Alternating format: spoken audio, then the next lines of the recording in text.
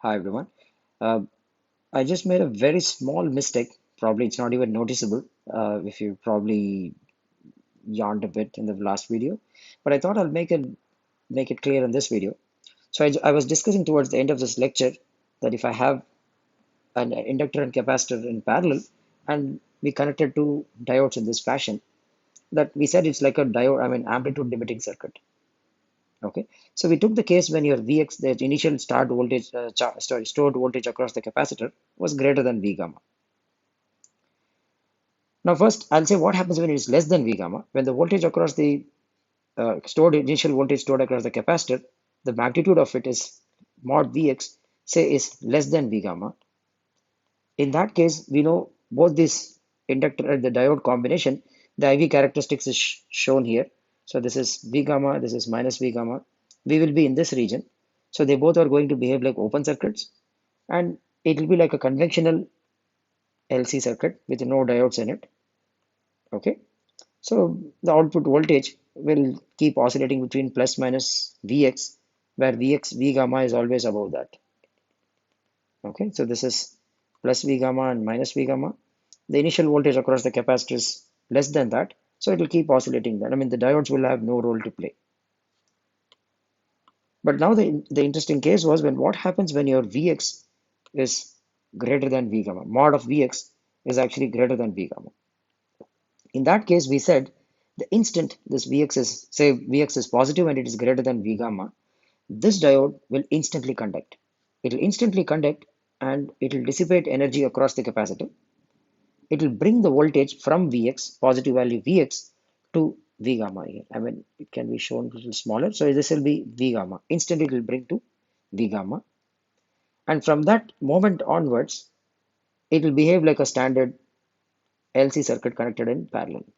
Right? Once it brings the voltage to a value slightly less than V gamma, okay, because if it is V gamma, the diode will conduct and all that. So diode is going to bring it to a point where it's not going to draw any current anymore. So that I'm just saying that voltage is slightly less than V gamma. Okay. So from that point onwards, it's going to oscillate like a standard LC oscillator. And similarly, when I store it a huge negative voltage across it, across the capacitor, instantly it's going the moment when the capacitor sees the two diodes, it's going to come to minus V gamma. I'm just saying instantly because here I'm assuming the problem is like this. I have an inductor and two diodes connected like this, and I'm through a switch I'm connecting a charged capacitor. So that's what I mean by when I say instantly. That instantly is the time at which the switch is closed. At that instant, we would actually have a drop in the voltage across the capacitor. And from that point onwards, the voltage across the capacitor will keep oscillating between plus minus V gamma. So this will be V gamma and plus minus V gamma. So this is an amplitude limiting circuit.